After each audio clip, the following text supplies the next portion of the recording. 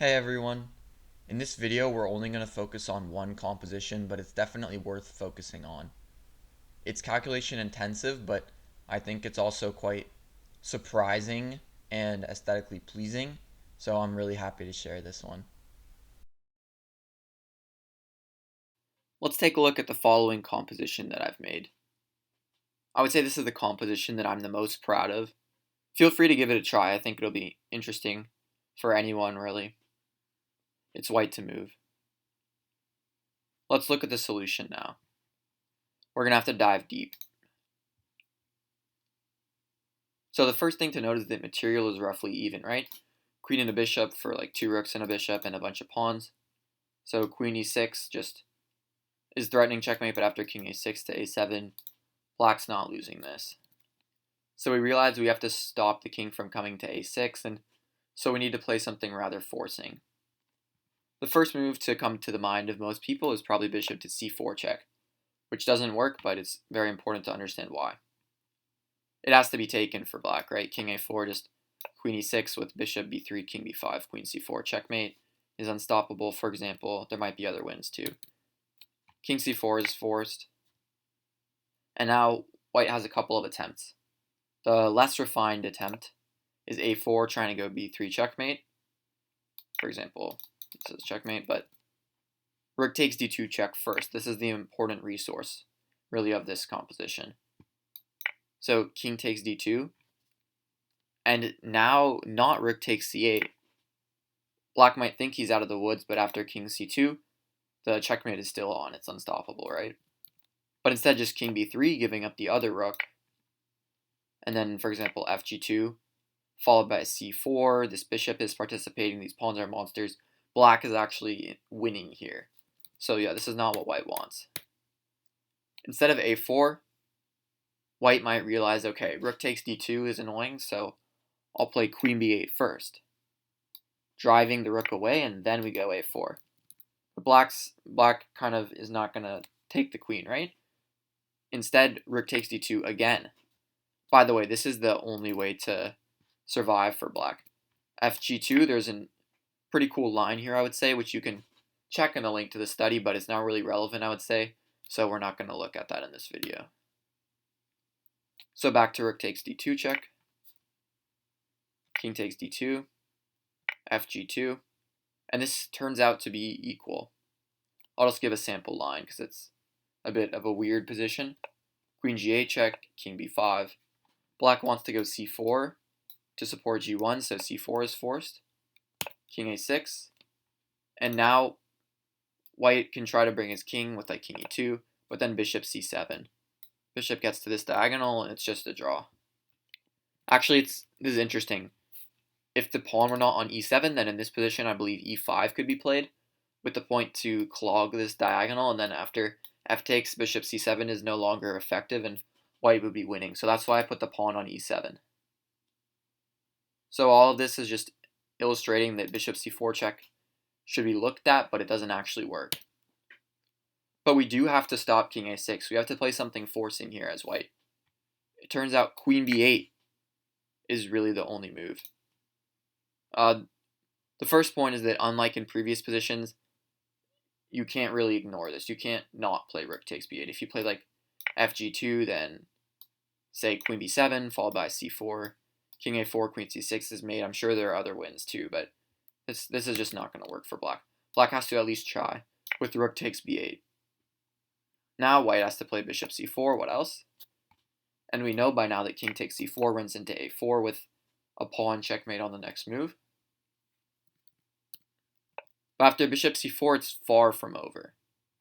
Black plays king a4, and suddenly it's like, okay, black just has an extra rook.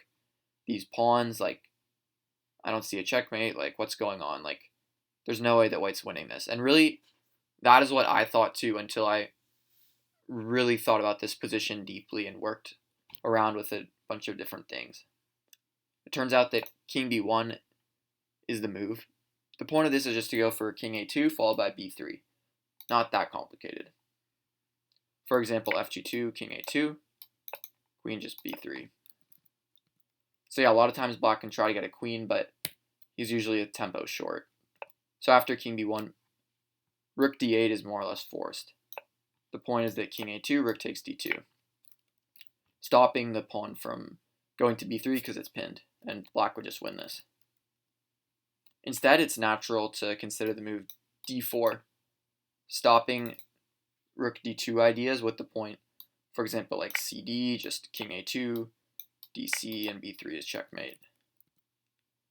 The problem with d4 is that black can go rook g8, which is hard to see, but actually black is the one winning now. For example, bishop takes g8, just f takes g2, and actually black and queen in time. There's no checkmate. That's why after rook d8, d3 is the only move. Of course, now if you play like fg again, king a2 followed by b3 is checkmate, because the bishop is controlling the b5 square. So first we could look at rook g8, but this doesn't really work. Bishop takes g8, and now we kind of see another point of putting the pawn on d3. If fg2 now, then just king a2 wins. For example, if you queen, there are a couple mates, but the funny one is bishop b3, king b5, and now bishop c4 using the pawn. King a4 and b3 is checkmate.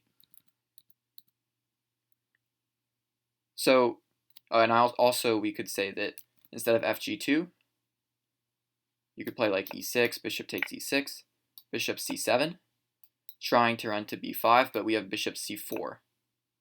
And now we're going to go king a2, b3. For example, b5, king a2, takes, and b3 is unstoppable. So after d3, rook takes d3 is forced. But now, like, this rook is too strong here. It's a bull in a china shop. It has to be taken. Bishop takes d3.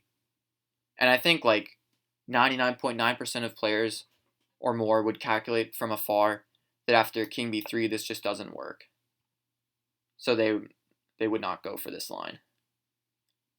But as it turns out in this position, white has a really mind-blowing move. When I first realized this move, I actually could not believe it. But even though black has these two pawns here, and it seems just like a random opposite colored bishop endgame type of position, white has the checkmating idea a4. White actually has time for this, which is quite crazy.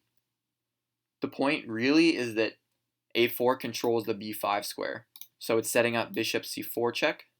For example, fg2 or hg2, doesn't really matter, bishop c4 check. And now black has two bad options. King a4, just king a2 followed by b3. And king takes c4, just king c2 again followed by b3 is checkmate. There aren't really many other options though. c4 runs into this weird bishop c2 checkmate, kind of like a helpmate. There's not really much else that black can try. Black has one last trick, I guess. f5.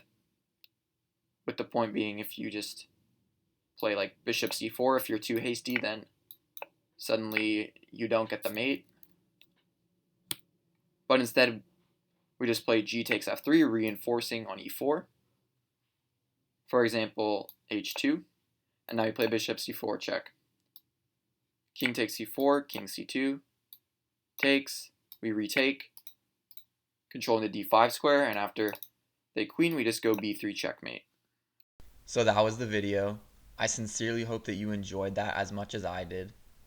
If you haven't seen my previous videos, please feel free to check them out. I'll see you soon. Bye.